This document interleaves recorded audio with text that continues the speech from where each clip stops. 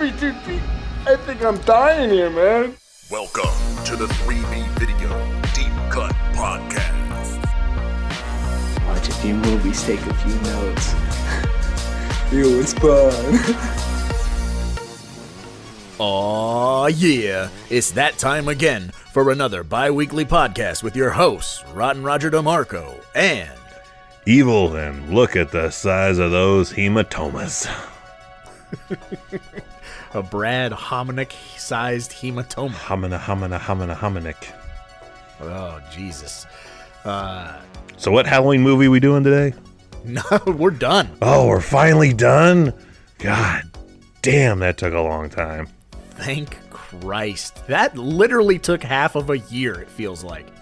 It probably took longer, but I mean... I got old while we covered Halloween. I've aged a lot since talking Halloween. I've become a grumpy old man, so we decided... We're grumpier old men. Yes. Rest in peace, Burgess Meredith, and everybody else. That should be a month we do. We just cover that, and then the sequel, Grumpier Old Men. I do love both of those movies. I do too, but man, that's when you can tell we've ran out of franchises. Like, you want to do the Grumpy Old Men? That'll get us at least a couple weeks. Someone will listen to it. But no, we're done with our trek in Haddonfield, and we decided, long overdue, that we would cover the Maniac Cop trilogy. So here we are, ready to get into some Officer Cordell business. That's not till the sequel. He's still scary as shit in this movie. he becomes Freddy Krueger Part 4 on when we get to the sequel and Part 3. But here it's Nightmare 1 level. Like, he's a scary son of a bitch. He's a scary dude, but I think this might be the general consensus with this trilogy. This is my least favorite Maniac Cop movie. Really? I like this movie a lot. How dare you? But if I'm gonna watch Maniac Cop, it's always 2 or 3. I'm never like, man, Maniac Cop 1 sounds fun right now. I don't know what it is. I really like it, but I just feel like 2 and 3 are better. It's not fun per se, but it is really, really, it's a slasher movie. But yeah, when you get to 2 and 3, you're getting more on that. Well, it's a fun slasher. Yeah. A more fun slasher movie. But what's your, curiously, your first impressions, encounters with said Maniac Cop? Well, I actually saw the first one last, so... just like Freddy's Dead, they saved the best for last for you. And it was the first. I don't know.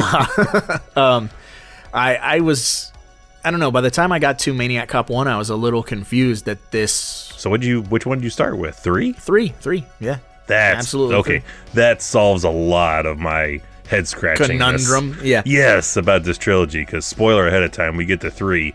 Roger is all about Maniac Cop 3, and it took me Maniac Cop 3. It took me forever to get to that one, so I was not in the Maniac Cop fan train by the time I finally got to it.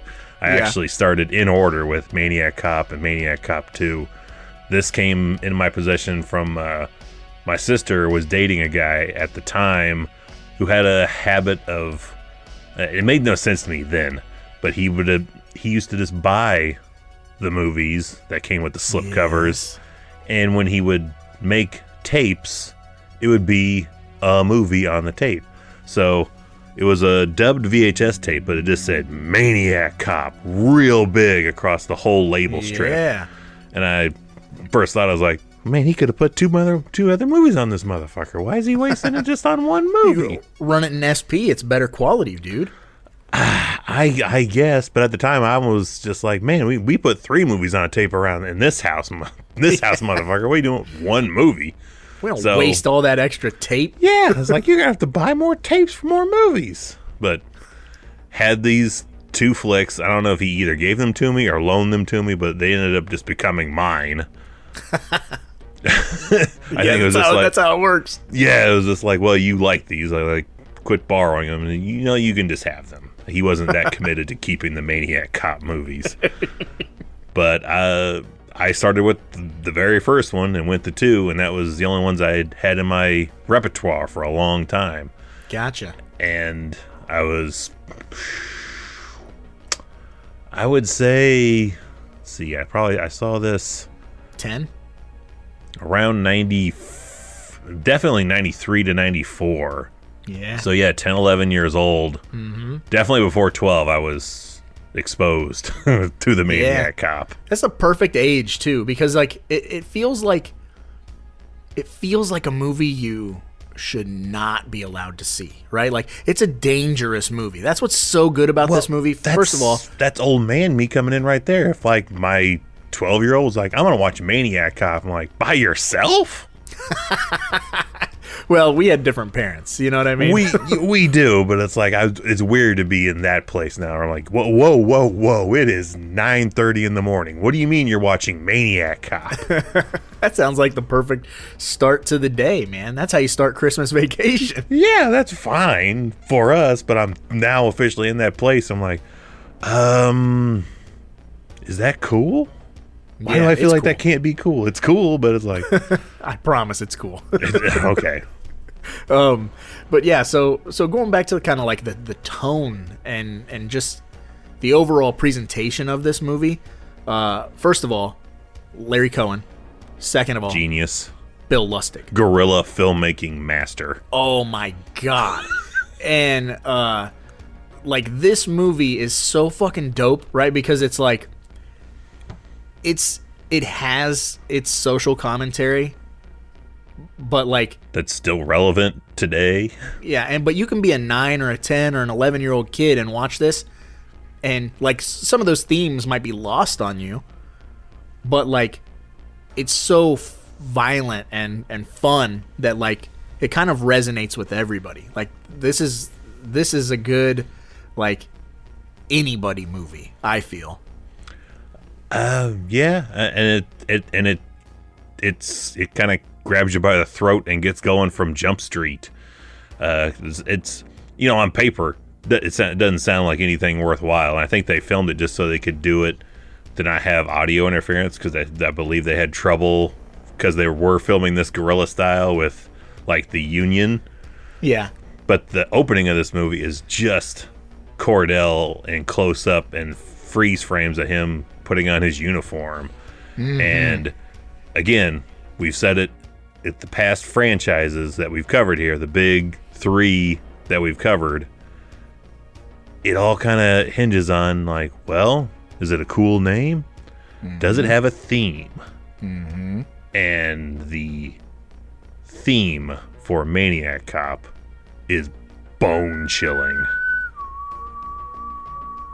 Yeah, it's real good. Well, that's the Saviors from The Walking Dead, but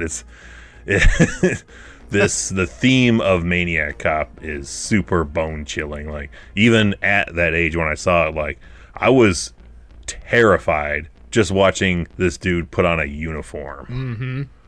Which also lends to the other thing you and I are really big on is your killer's look / silhouette. And it doesn't get much more imposing than Matt Cordell. Like, Robert Zadar is a big dude. But first of all, like, the silhouette, it's like a double meaning, right? Because, like, you see a cop silhouette, like, there is the I should be. Yeah, I should be safe. But then the closer you get to it, the worse off you are. Like, so many people run to the Maniac Cop for help and get slaughtered. Like, oh, they play it so perfectly. In the first kill, a woman is running up to the Maniac Cop, and there he is, just standing in silhouette uniform. You're like, oh, she's going to be safe from these muggers. Yeah. Oh, she's in the clear. And then, she gets a look at his face, which we don't see. They do a brilliant job of keeping this dude in shadow 90% of the movie, just like Nightmare on Elm Street. Yep. And it's like, you feel the tonal shift in her character as she's like, you're not normal.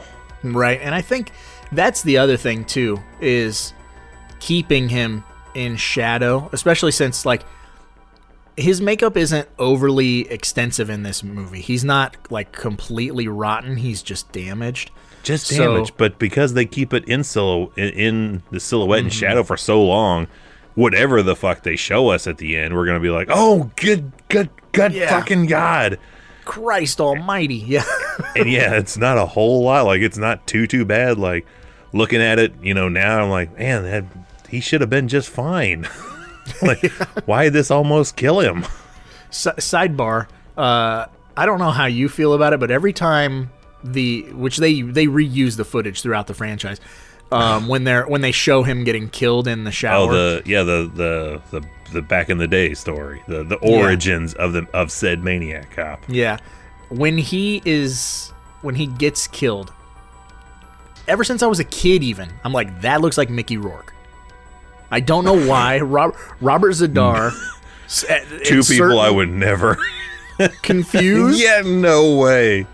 Wow. Okay. Yeah. I always well, they got kind of big brick heads, Well, Bruce Campbell, who is in this movie, affectionately known as the Chin, has to take a back seat to the original hardcore the Chin, and that is Zadar. He should have that award ahead. Like, it should be honorarily Bruce Campbell. Yeah. We skipped over it. We're 11 minutes in, but Evil, do you want to give the good folks out there in internet land a brief plot synopsis of this film, and then we'll just go back into where we were? Yeah. It's a simple revenge story of a cop just trying to clear his name and expose the wrongdoings in the police force. Yeah, he's got to come back from the dead to do it. But he's not dead in this one. It's like he is, but he's not like... He's, it's as weird. The mortician says, or the, not mortician, what would you, the penitentiary doctor, coroner, yeah, multitasker dude. Yeah, he suffered severe brain damage. I was pretty sure he was clinically dead. Yeah. So mostly dead. Mostly dead. But not dead. He's portrayed as being still alive, just... He's just a little fucked up. But for some reason, he's wicked fucking strong. I mean, take a bump on your head, that shit happens. You wake up with superpowers. You get sliced up in the shower with a couple of shivs, and yeah, all of a sudden, you're super stronger. That's right. You get bit by a radioactive spider in the streets of New York. Open up York. a comic book, man. Things happen. That's goddamn right. So, yeah, I mean, we can't talk about how awesome this movie is without, the cast, right? So, first of all, it's B movie central of all the top B. It's like the Expendables of B movie guys. It is. It's awesome. And so, first of all, title character Robert Zadar, one of the most awesome character actors you'll ever see. Very distinct. I mean, you nailed it when you said he's the OG Chin. But he's a sweet guy. If you ever get the chance to watch any of the Maniac Cop documentaries or anything, I mean, gone far too soon, but a wonderful, wonderful dude. And it's always the nice guys, right? It's always the nicest actors in the world who can be the scariest people on camera. Exactly. 100%. Oh, yeah. Go on to our next. Yeah, go on to the next superstar. Now, first, Bruce Campbell. So we have Bruce as our lead, technically. He's our conflicted hero of the movie, and total spoiler, I saw this movie definitely after I'd watched the Evil Dead movies, but when you're young, you're totally stupid. And this movie and They Live were two movies that I saw, liked the actor, and totally until years later, after rewatching, I'm like, oh shit, that is Bruce. That's Bruce Campbell. I've known that, but why didn't I know that? And same with They Live. I'm like, shit, that's Roddy Piper. Roddy Piper. Yeah, I was like, those are really cool actors. Who are they? No shit, I watched that all the time. I didn't put that together. Kids. Yeah, the joys of being a child, and then starting to. This is pre-internet, folks. We've talked about this. Starting to kind of piece together people's filmographies. Yeah. But you had to do that on your own. With your own fucking brain. You had Filmographies were word of mouth back in those days. You had to be like, I like Jackie Chan because of this and this and this, and there he is in the background or whatever. Yeah, but there were no such thing as gatekeepers in the 90s because you couldn't research all this shit to look up the obscure facts and odd movies, so you could be like, well, that's cool, but have you seen this? Yeah, no. It actually, maybe that's what bred gatekeepers today is old folks. Like, I actually did like this back then, and I had to do all the hard labor to find it. I liked it before it was cool, you sons of bitches. But we also get, every time I watch this movie, I forget that Tom Atkins is not our lead. Like, that's a really hard pill to swallow for me, because Tom Atkins... That was still, when I watched it the first time, and even to this day... Yeah, to this day. Watching it, that is that's the biggest swerve, bro, I've ever seen. Oh, yeah, they gotcha. Maybe in a movie, is because, man, you set up. You get so much backstory, and so much, like... everything to tell you that, okay, we're following Frank McRae. He is our guy. That is your badass. He's going to have a redemption because he was suicidal at one point. He is our hero. We are dead set. He is our hero. Tom Atkins is a suicidal badass cop. I think I've heard this somewhere. I think he's played this in every movie outside of Lethal Weapon. I think so, too. And then also... wonderful character actress, Laureen Landon in this movie. Like, this movie just oozes with awesome character actors. And the great thing is, like, if you didn't grow up with these movies, like, you watch the movie for the first time and you're like, character actor. But if you grew up with it like we did, like, these people were just actors, and then they became these fucking, you know what I mean? Like, so, like... Yeah, which we can't leave out. He's in the top there. Fucking Richard Roundtree, Shaft himself. Yep. Is one of the, is like the police commissioner in this, so... Yeah, it's like I said, this is the Expendables of B movies before that was a thing. Yeah, well, I mean... Larry Cohen and Bill Lustig knew what the fuck they were doing. This movie has a very clear vision and a very clear mission. I know, like I said, I praise 3. 3 had a lot of cooks in the kitchen. There's a lot of problems with 3, but I still love 3. But this movie knew what it was from Jump Street, and it delivers across the board. Yeah, this is coming off... because they made Maniac, and they're like, we should just, do something else. And I guess, kind of like Friday the 13th, they had the title, they're like, Maniac Cop, and the tagline of, you have the right to remain silent forever. And they're like, that's good enough. Good. It's so good. I would give you all of my money to make that movie. If you... that's your Indiegogo, is we just have this in the tagline. Yeah. And a poster. If you have a poster. Yeah. I'd be like, here's all of my money. That's exactly what they do in It's Always Sunny in Philadelphia. They make up the fake crime fighting movie with Dolph Lundgren, and he just has an oversized nose, and he can smell crime. Oh, Jesus. They're like, we ain't going to make no shit. We just made a poster, a movie title, and a tagline, and that's what they did for this. But this is the time frame where that shit kind of worked so much. I think they used that tagline for part 2 as well. They're like, just recycle that shit, do it again. You have the right to remain silent forever, and ever, and ever, and ever, and ever. But that is 100% the business model that Larry Cohen kind of figured out. Him and Roger Corman, I think, are the two guys that kind of figured it out before everybody else. Like, there were indie horror people that were kind of playing catch up, and they were learning from guys like even Charles Band, the kind of guys who would create a poster, take it to a producer, and say, this is, we've got a script, and they don't even have page 1. They don't even have a fucking cover page with a title. This is our movie. We've got a script. We've got such and such actors in mind, and then get the money. All off of some fucking, like, harebrained, they're, like, sitting around smoking weed. They go out to lunch, and they're like, what about a cop that's a maniac? You know what I mean? And they're like, fuck yeah, dude. Like, and then it worked. Remember we made Maniac? What if dude had a badge?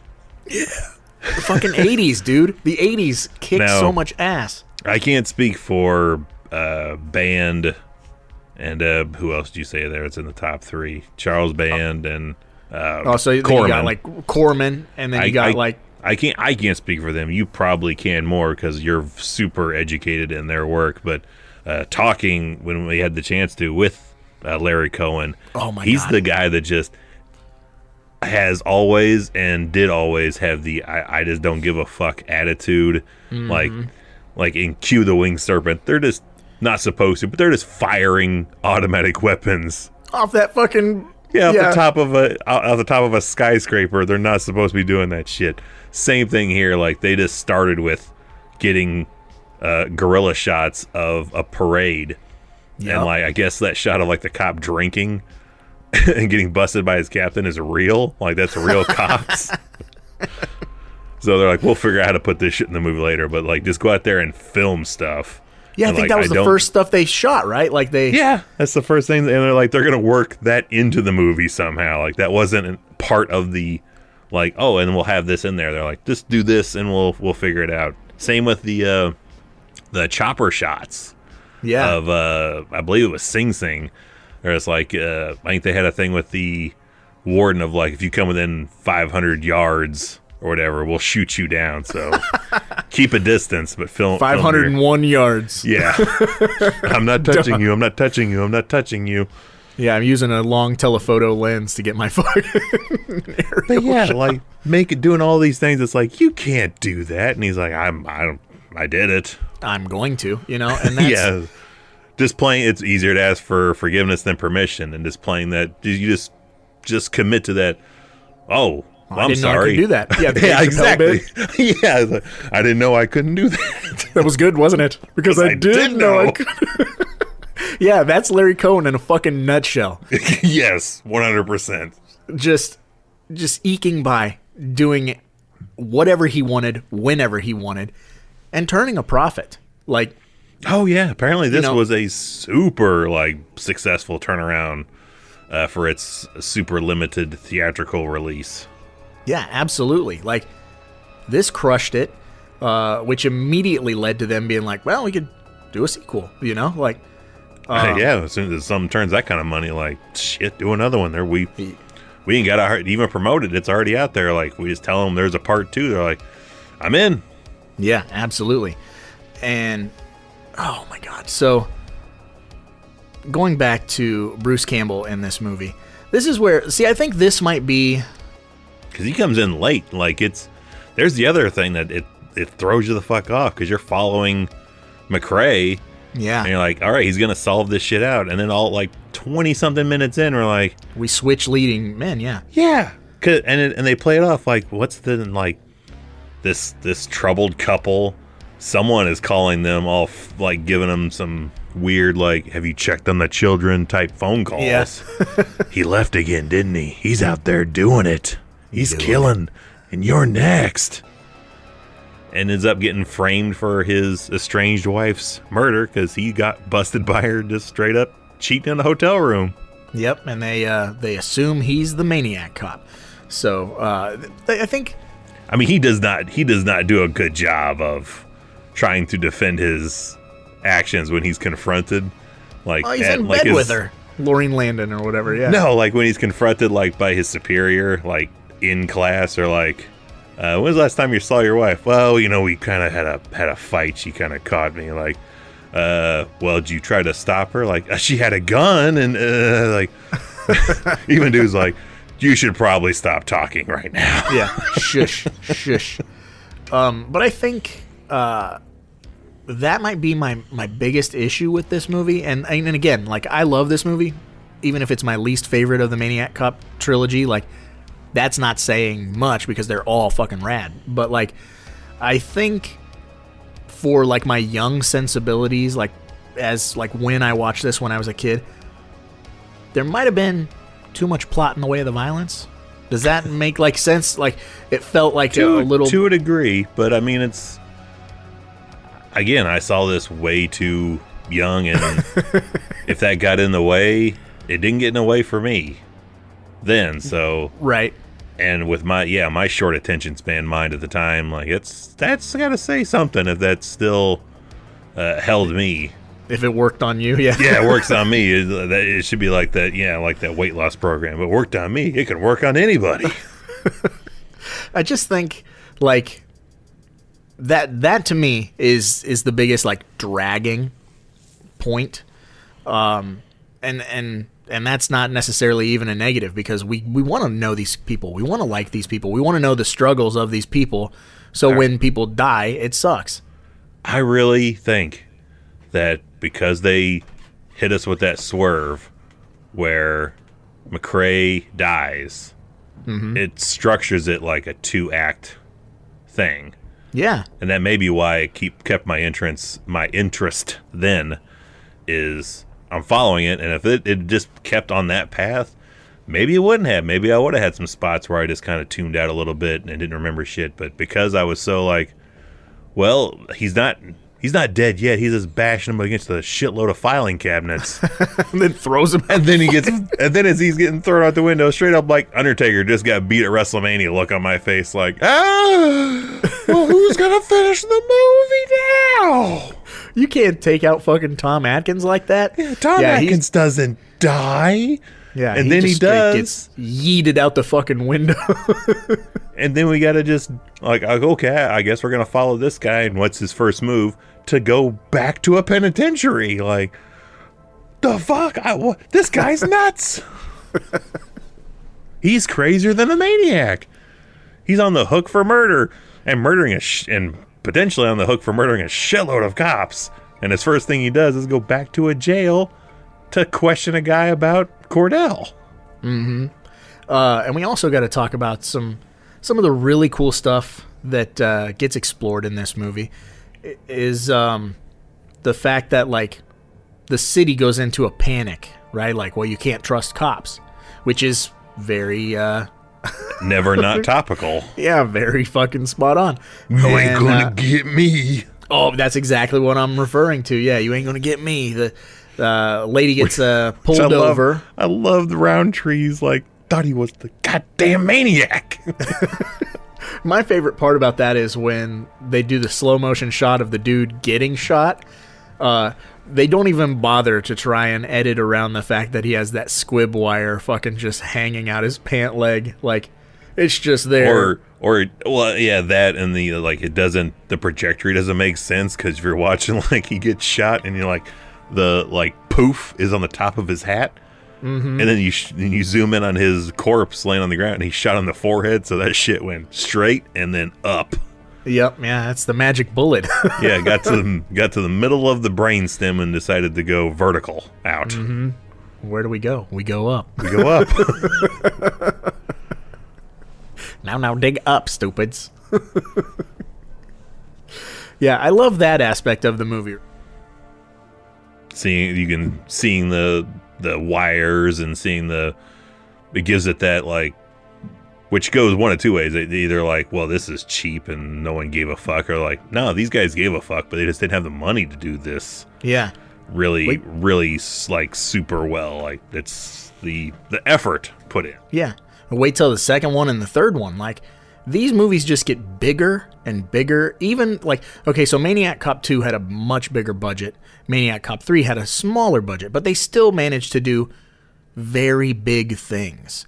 And I don't know. What would you say is the biggest set piece or the biggest action sequence in the first Maniac Cop? Is it the finale? I mean, it would have to be. It's the most action-centric scene.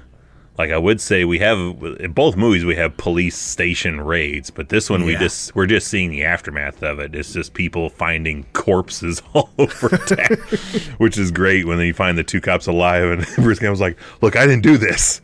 Like, lay down. I didn't do this. And the discussion after he leaves, like, you heard him, he didn't do it. Phone doesn't just ring at a police station. No way, no how. No, and when we get into our next installment, we will get the point of view of that happening in real time. So good.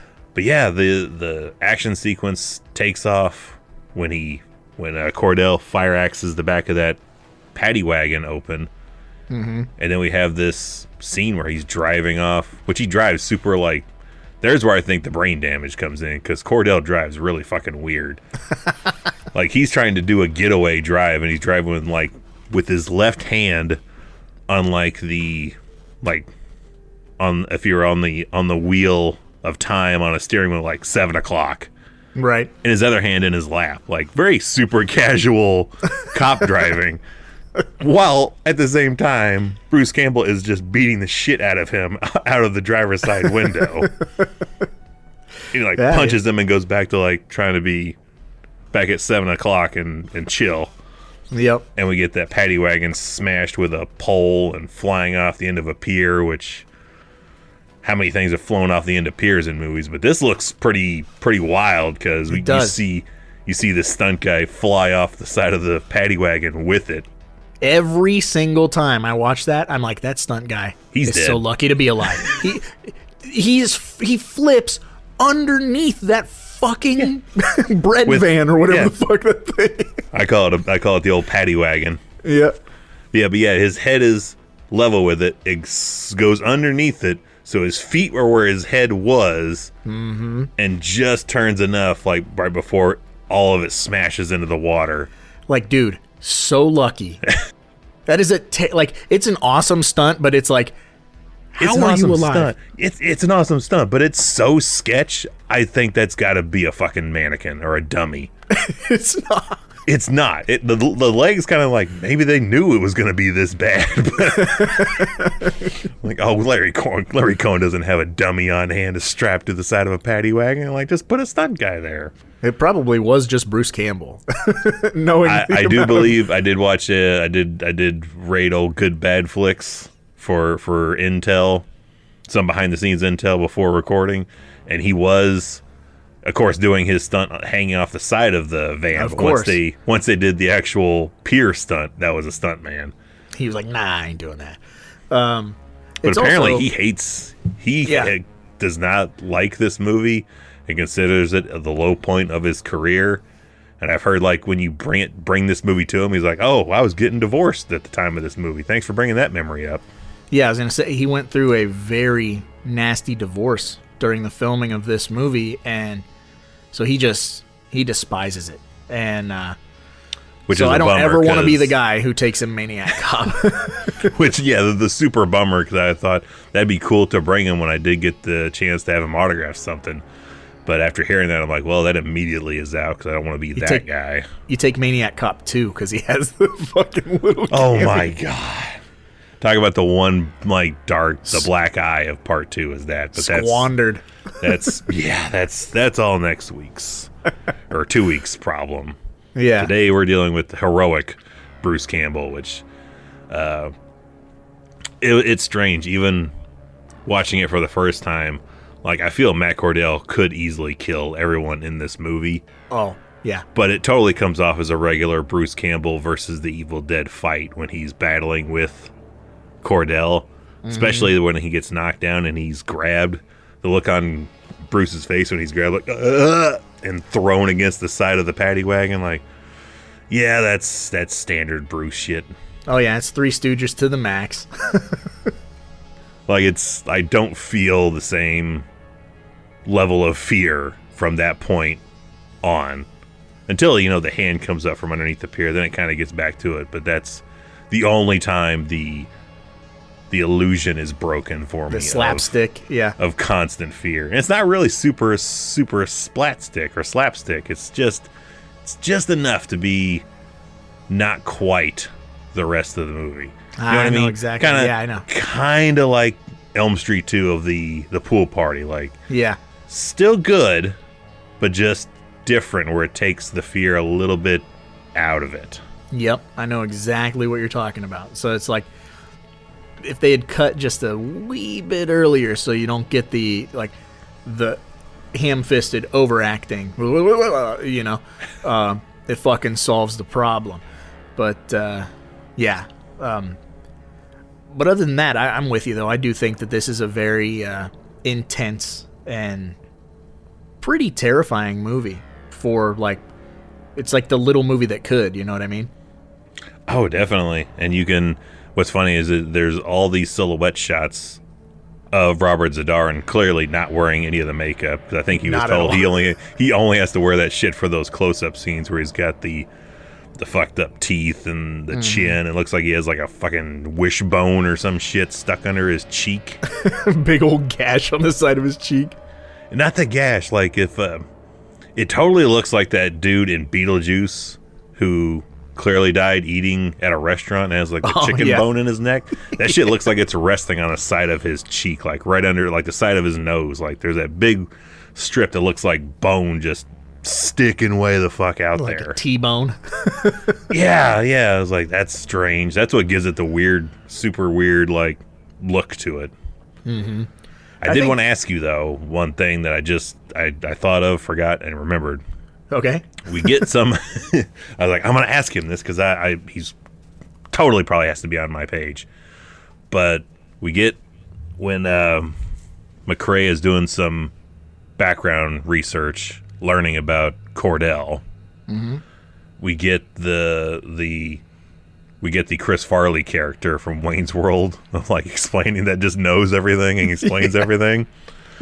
And he's talking about how Cordell had a girlfriend, and then once all the bogus charges came up, she flipped out and tried to throw herself out a window and nearly crippled herself. Mm-hmm. Is that this Sally character that is using crutches later on? 100%. Believe it is. Like, they never say it is, but I always assumed that was the case. Yeah, and which also doesn't make a whole hell of a lot of sense of why he chokes the shit out of her and beats her up against the wall. Well, it looks like she's backwards. Look like she's like she's facing the wall, like he's trying to strangle. He's strangling her from behind. just fucking slamming her into the wall 4,800 times. Looks suggestive as hell when you're like, she's facing the same way he is. Why does that kill her? Who knows? Maybe he slammed her face up against the wall real hard. Sure. Who knows? Why not? But yeah, you were talking about like the silhouette and everything, and I think that's another really, really like it's probably a budgetary restraint. Like it's probably because they didn't have $1 million worth of lights that they could use, but like the fact that this movie, it's not like so dark where it's like unintelligible. It's not Alien versus Predator Requiem. Like no, it's rim lit really well. Yeah, like they knew what they were doing with how they did it. And everything's wet too, which is fucking like that's my favorite thing. Everything being wet, the shadows being so prominent. Like there's a very unique, it's almost film noir look to this first movie. Little bit. And just like, I know this came out in 88, but I mean, I feel like they really, and Robert Zadar really kind of channeled some early Fred Krueger things, because he's in silhouette, but he's really good at body language acting. Yeah. Like just how he would tap on that one dude's window and how he's standing with his back to the camera and does like the Stand By Me pose with that guy. And even how he's bashing McCrae up against the filing cabinets, how he throws him down. He has like almost like a gunslinger like stance after he throws him to the ground. Like, man, he's on point with his body acting, like just how he's using body language to still convey this character, which he's not using his face, so he's using like Kane Hodder, just using everything else to his advantage to showcase the character. Yeah, and I will say this too about the Maniac Cop character. I think the best thing about Robert Zadar or just the Matt Cordell character is that it never deviates. Right, all three films, the character never like becomes slapsticky. Never goes off into a weird direction. Like it's so consistent across the board. Like compared to a Jason or a Freddy or even a Michael Myers or Leatherface, like I'm looking at you, Part 4. Like there's a consistency with the Maniac Cop throughout all three films, and it's very satisfying. Partially because they like reusing that telling of the tale footage over and over and over again. Oh yeah, well, and also The revisiting of the theme. If you know. The theme with it. Also, even the lighting of that, because that's colored in like a very light blue Our tone favorite. to it. Yeah, and that does something too, because of that whole backstory of the which I always like the judge with his poltergeist looking pounding of the gavel. This it feels like a dream. It's very otherworldly. exactly what it is, and we feel bad for the character to a degree. Yeah. Like he's as mixed up as Bruce Campbell's character, and like he's not all bad, he's not all good. But I guess if you look at like if you're like with the 3B video eyes on, looking like, it sounds like he was kind of a brutal cop, and like would beat the shit out of people. They literally say he's the shoot first, ask questions later guy, which is fantastic for every action movie involving cops. But in real life, you're like, sounds like Mel Gibson, but in real life, he's that's a terrible cop in real life. Like maybe we should get this guy off the street. He's killing people. Crime is down because he's killing them. Yeah, sounds like Mel Gibson from Lethal Weapon. Turns out to be Mel Gibson from real life. 100%. That's the case here. Oh, Jesus Christ. He deserves to be blown first, folks. But it also comes as no surprise. My brown panty achievement clearly goes to Tom Atkins. Is there anyone else? I mean, I honestly tried to think of other people. You give it to the lady with the crutches? No, it goes to Tom Atkins. It goes to Tom just because it's like, it's still the most shocking death in the series of these movies. Almost in horror history.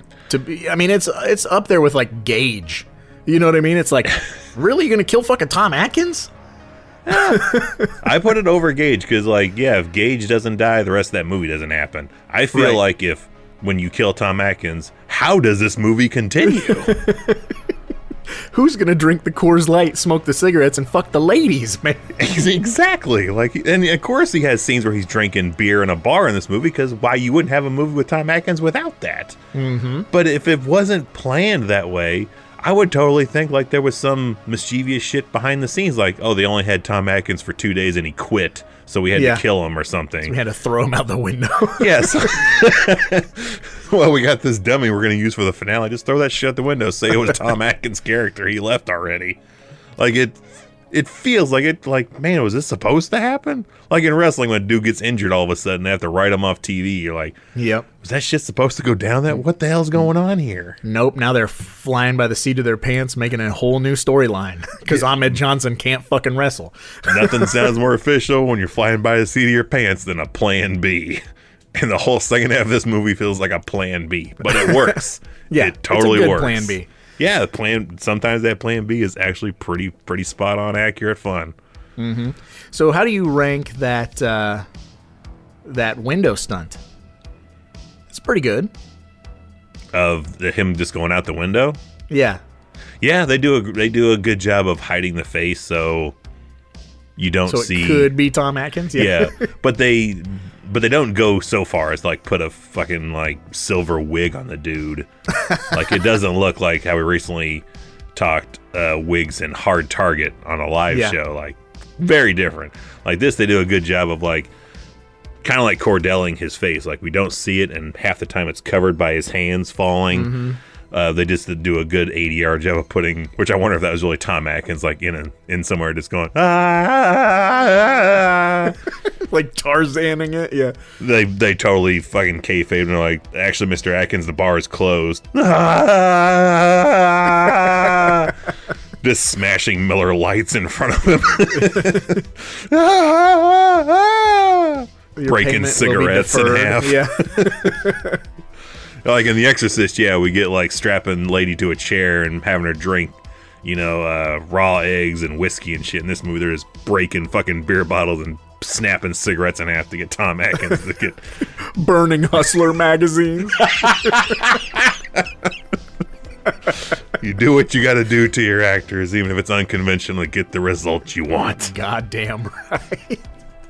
Oh my god, I fucking love this movie, and I'm so glad we finally decided to get into the Maniac Cop trilogy.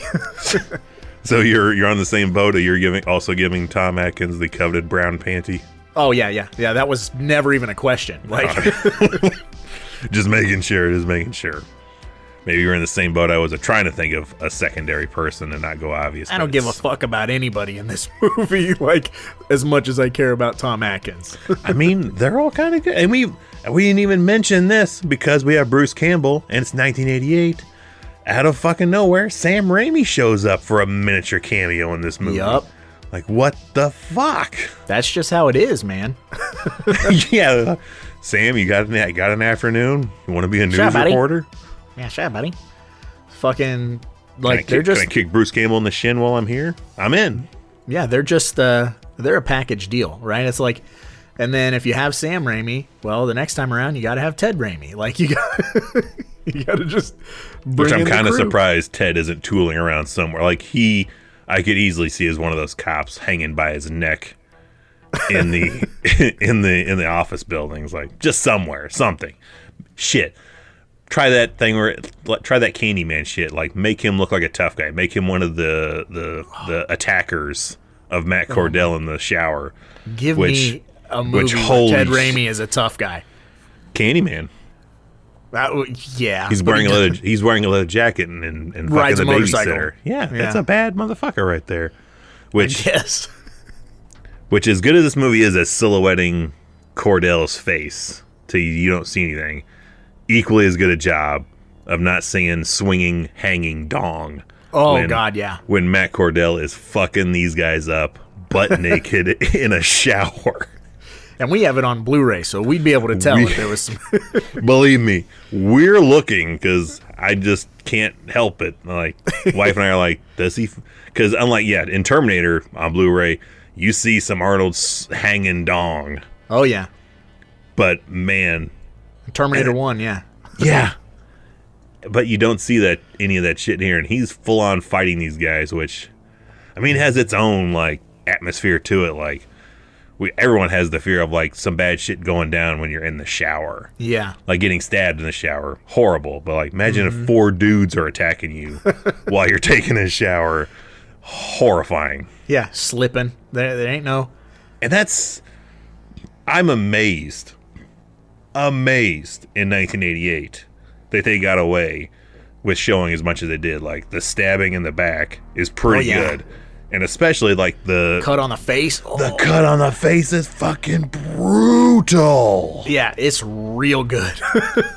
It is... Oh, shit. Every time. Yeah, I love stuff like that. We talked about it on the live stream on the 3B Video YouTube channel when we covered Blood Rage, when he slices that girl's face at the pool. Like, I love seeing a fucking cut happen on camera. Like... There's nothing that'll make you go, ugh. Like Green faster. Room. Green Room. Green Room fucking rules. That's my entire review of Green Room is that, the cutting of that dude while he's unconscious. Ugh. Yeah. Like, how do we know he won't? How do we know he won't get back up? Yeah, that'll do it. Yeah, he ain't gonna get back up.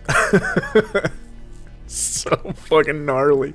It is. Goddamn. Even in 2022 of recording this, that's still like pretty intense. Like, recut that shit and take the music out, you could totally fake that on a Faces of Death video.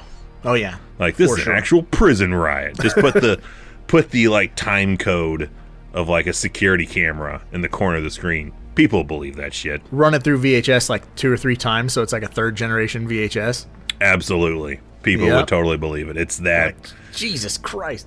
It's that, like, graphic. Like, they're showing it, but not showing so much. But it's a work of art, truly. Mm-hmm. Well, I mean, that's, the 80s. The best fucking time ever. That's... Yeah, regardless of what Tarantino wants to say about it, that's topical. I still am upset about that, and I love me some Tarantino, but for him to say that the 80s were, like, a drought...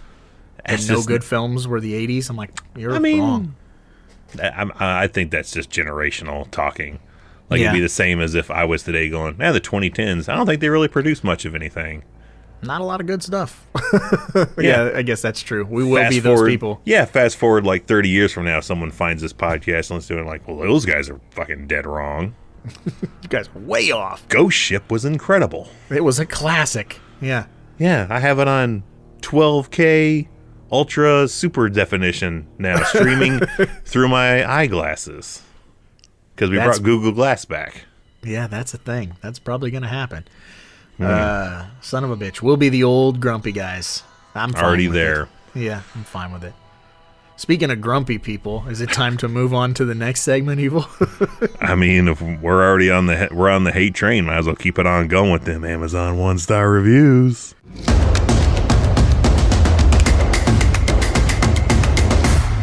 Hated it. We've run into this problem occasionally on the live shows when we pick semi-obscure films that there's slim pickings. Apparently the case here. Also, although this is also a 4.5-star rated movie. You goddamn right it is. So it maybe just because not many people dislike it. But we found a few, like Johnny Smith, June 9, 2016, 1 star. The stream sound is way off, needs to be fixed. John Smith, real original. That guy's in a lot of movies. That's fucking Alan Smithy or whatever. The actor's version of Alan Smithy. Yep. Next is R. Grove, August 26, 2012. 1 star, silly, campy, and not very entertaining. This is totally silly movie played with all the seriousness of a 60s Batman episode. I don't think you could be further off. Yeah, you're pretty way off. I can't imagine if that's how the Joker was made in 66 with that fucking mustache still on, like he's getting his fucking smiling face from a shiv in a shower. Every time Cordell throws someone, it's like, zowie! I'm going the other way. I'm like, Adam West is just carving up the fucking Riddler in the shower. Riddle me this, Riddler. That was a really good Adam West. A lot of practice listening to Hollywood Babylon. Oh, Cordell. We gotta kill Matt Cordell. You let him leave alive. But R. Grove goes on to say, if you want a dumb, campy story that's more laughable than scary, then you might enjoy this. I wouldn't bother watching it again. You're gonna dig this. Yes, we will. I will say, while I'm thinking of it, the one thing that is silly to me and always has been is the dude who gets killed by his face stuffed in wet cement. Yeah, it's real good. That it's good, but the one he'd have to hold him there for like fucking 8 hours. right. Like switching hands, like this one's getting tired, and go back to this one. Maybe I try my foot for a little while. People walking by, what are you doing? I'm just mind your business, son. Our job's just to make sure there's plenty of guys shoved in this wet concrete. These guys come back and forth with a big plate glass window every couple of minutes. You gotta wonder if that's gonna pay off in the end. But it ain't even that. It's the shot that they go back to like 4 times of him from behind. Yeah, where he's running with the bloody handcuffs on. It just looks silly to me because he has this weird run with it, and I wonder if they Seagal-esque run. Yeah, and I kind of wonder if they put that in just to extend the runtime by a couple minutes. Like, just throw that fucking guy in running down the street in bloody cuffs. Extend the runtime. Heyo. You know what? That is something very Larry Cohen-esque. Like, oh, we want to extend the runtime. Put that scene in 3 times more. Show that guy running. Yeah, a bunch. Now flip it and do it again. Yeah. It's the other side of the street now. And yeah, he would have had to, like, that concrete looks like that shit has set for a week. Yeah. Anyone I who's love done that the dummy's wig is all fucking gray. It's super gray. Fucking this goddamn Ebenezer Scrooge got killed over here. Yeah, I'm with you. That's probably the silliest point in the movie. Speaking of silly, we got a few more here. We got JM, March 10th, 2016, 1 star, thumbs down. That'd be Genius McGee. I wonder if that's, no, that sounds like, I read that and I was like, I totally thought of Batista when he betrayed Triple H, just thumbs down. And then it became his signature for his finishing move for a while, is the old thumbs down.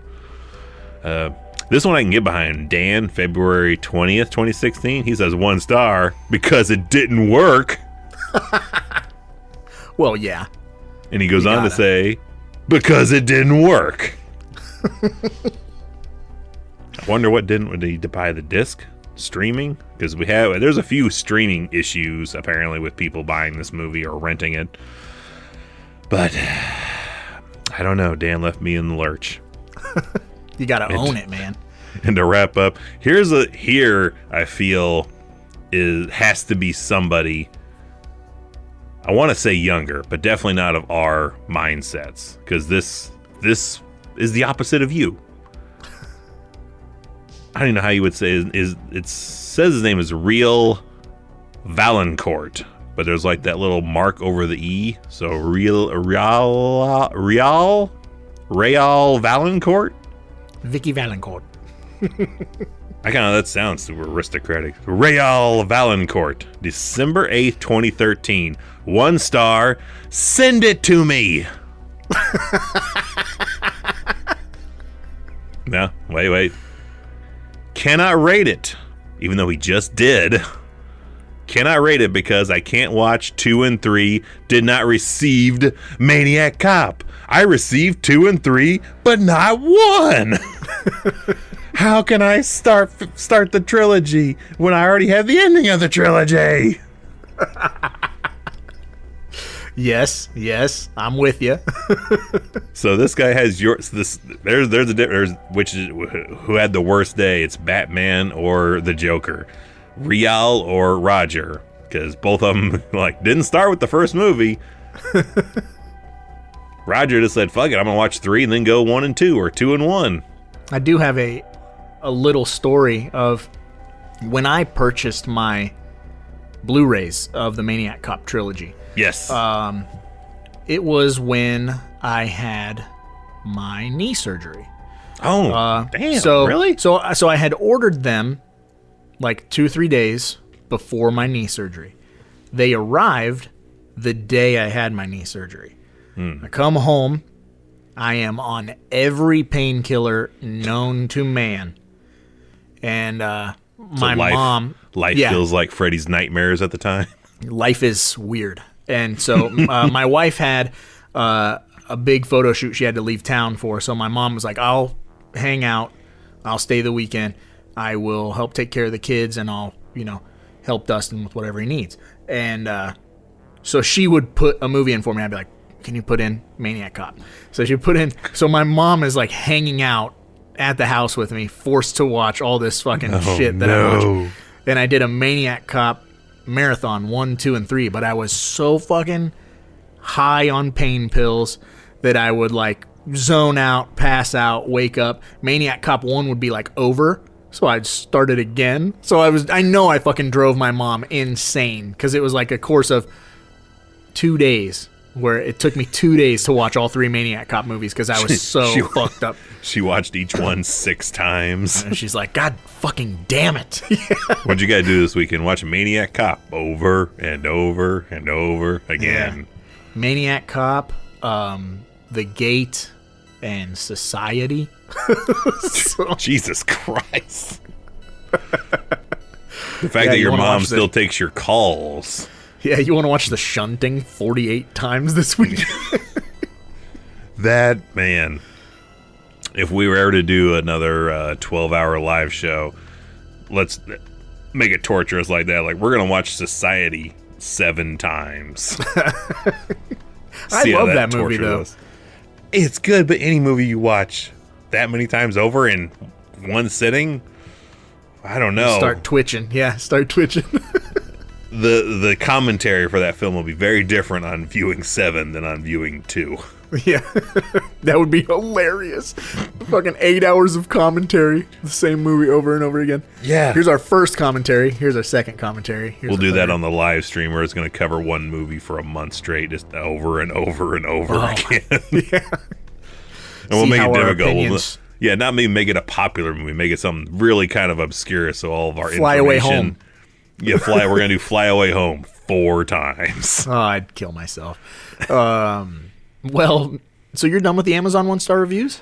That's the very last one. I love that the guy was pissed he received 2. He ordered the trilogy blind, which kudos for a gentleman doing that, but pissed and decided to rate the first movie 1 star because he didn't get it. Said he wouldn't rate the movie 1 star, even though he just did. Yep. I wonder if he went on to do Maniac Cop 2 and 3 and rate them 1 star because he didn't have the first movie and had these 2 instead. He doesn't have the full story. That motherfucker, yeah. Well, I mean, 2 does a good enough job of recapping it for you. That's a previously on Maniac Cop at the beginning of that movie. It is, and then if you missed the previously of the beginning of it, they'll do that shit again midway through the movie. Oh, yeah, just so you know. In case you got up, got a beer, came back, and you Tom Atkins this thing, we'll get you up to speed in case you zoned out for a few minutes of Maniac Cop 2. Would you like to see him get killed in the shower again? Maybe they knew you would watch this movie pilled up on post-surgery, and they're like, we got to just reiterate the story again so he's on board. He may have forgotten what happens. That is a fever dream. When they just fucking keep playing the same scene over and over again throughout all 3 fucking What am I movies. watching? Maniac Cop 2 or 3? I don't even It's the know same anymore. scenes. It's not the same Jesus. log, Mike, but that's the same judge. I kicked that fucking map in the creek. And kick that nightstick with the blade on it. Yeah. Well, now that we're done with the Amazon 1-star reviews, Evil, what does that mean? Grab your bottle of water, put on your wrestling boots. Time to head down to the ring and shoot. It's time to play the game. It's time to play the game. Time to play the game. It's all about the game and how you play it. And so this year's St. Patrick's Day Parade continues on schedule despite speculation the parade may have been canceled due to fear of violence. Authorities report scores of deaths, threats against the police, plus threats of bombings along the parade route. And this is not to deter the record crowd turning out for this year's New York St. Patrick's Day Parade. And what a parade it is. Excellent. Thank you, Lemmy. We didn't talk about it in the first hour, but real quick, I did want to go back and say I have heard rumblings, heard tale, that there is officially greenlit Maniac Cop remake with Bill Lustig. I've heard that for a couple of years John now. Bernthal. John. Oh, as the Maniac Cop? As Cordell. Yeah, that's what I've heard. Man. So I need to look into a little bit more, but Unrelated sidebar to that sidebar, we've been recently playing Ghost Recon Wildlands out of the blue and enjoying that. I was done some of the side missions. John Bernthal shows up in that game. he's a voice in the game? He is a character in the game. Like, you say, like, that's John Bernthal, and that is John Bernthal's voice. John Bernthal is a slightly almost off his edge, like Merc. Nice. And it's fantastic. I'm like, oh shit, I hate that I played this without Raj. Now I need to redo it. So you can be like, holy shit, John Bernthal. Babe, come look. John Bernthal's in a game. I'm going to kill him. And I think he's in the next one, whatever the Breakpoint, I think, is the follow-up Ghost Recon game. So more John Bernthal. Nice. I'll go with that though. He could do it. I could see his face all fucked up. He looks like, oh yeah, he could literally just be playing his character from The Walking Dead. Like, yeah. that's the Maniac Cop. Yeah. Aggressive forehead rubbing. He did. Yeah. Well, now that we're done with all that other stuff, it is time to play the game. And if you're new here, welcome. You're probably scratching your head asking yourself, what is the game? Well, the game is a deep cut in and of itself where you got to pick a prop from the movie that we are covering, but it can't be a well-known prop. So since we're covering Maniac Cop, you can't say you want his hat, you can't say you want his badge, and you damn sure can't say you want his knife stick rigamaroo. Those are all low-hanging fruit. And as Evil likes to say, you got to go deep or Get shot first and ask a question later. like all the finest police do. Yeah. There's a thin blue line, Evil. I don't know if you know this. There's a thin blue line. Yeah, and it's a code blue. Was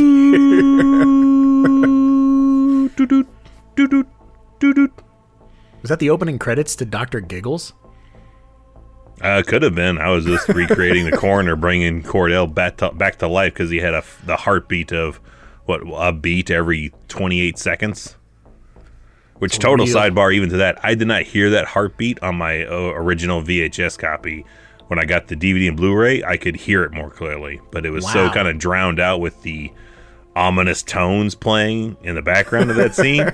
Could not hear the heartbeat thing, so he was just doing that shit to nothing the first several years of me knowing Maniac Cop. And you also got the soft, soothing drone of a VCR playing a tape. That, but I just like this like corpse with a bloody ass like sheet over it. And I like even the sound design on the DVD. You can hear the click when he puts the stethoscope on the corpse. Ugh. Like gross. Doon. Sidebar. Motherfucker breathing. He alive.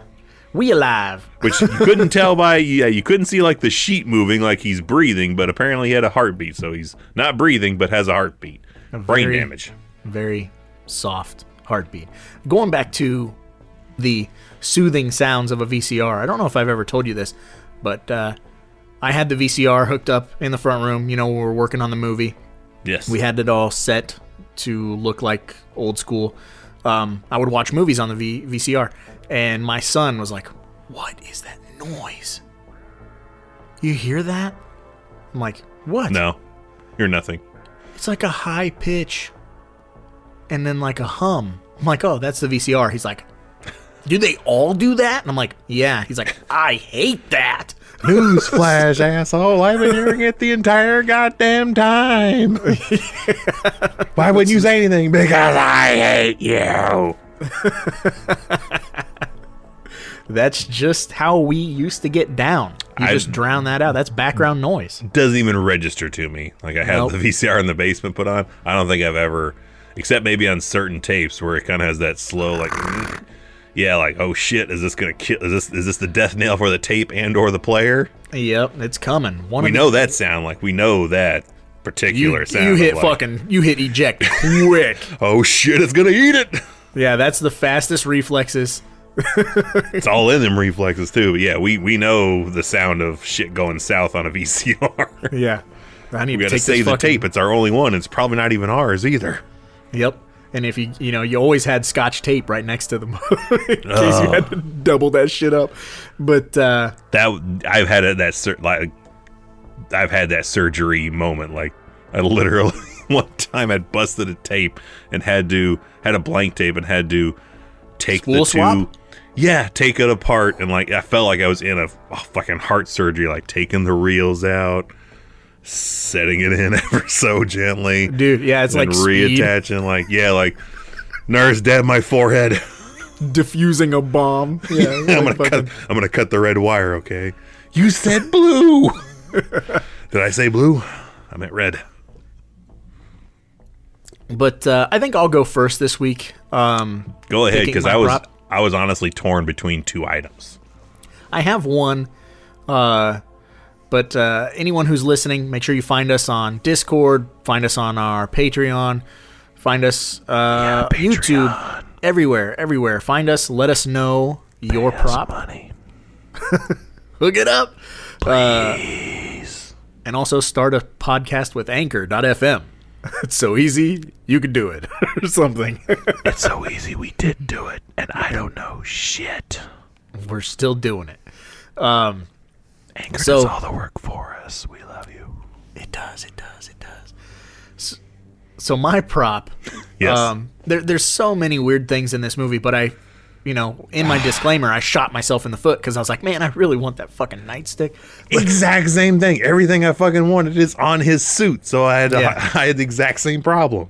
So if I'm going to pick anything, I'm going to pick the prison shiv that is used to kill him, that they drop next to him, which, by the way, that's clearly a real That's sharp a blade. object. Not They like, drop it and it like bounces and lands on him, and I'm like, I'm guaranteed that cut him. And he's like, probably got would have been more athlete's accurate foot if it from was being in that shower.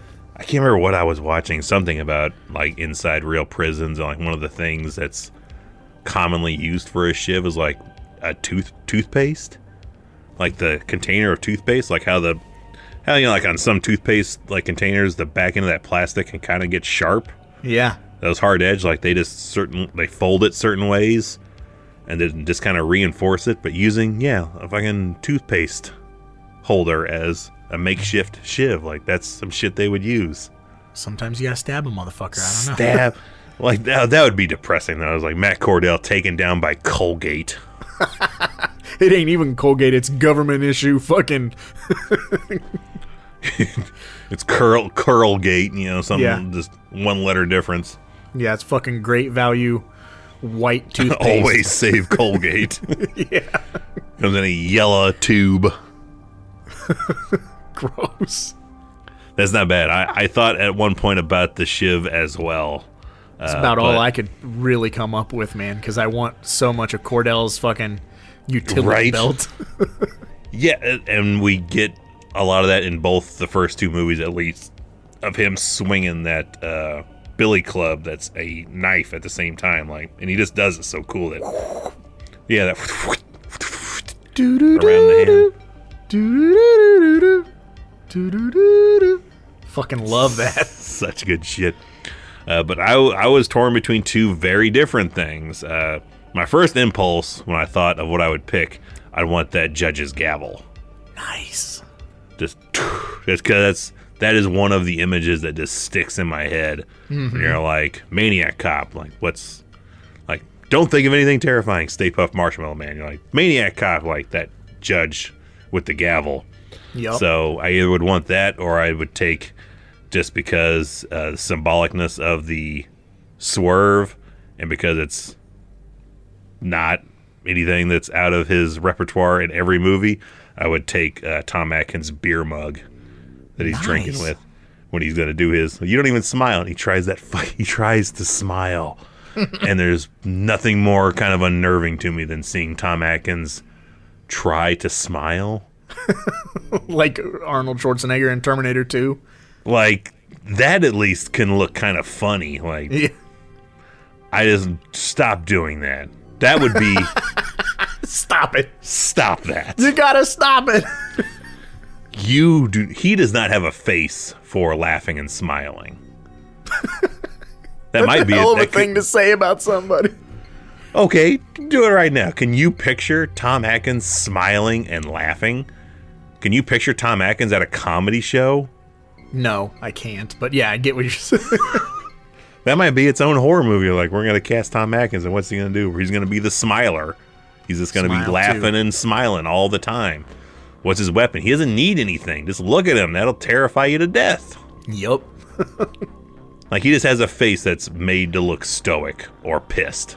That's it. He has two facial expressions, and that's it. And most of those are the same one. Yeah.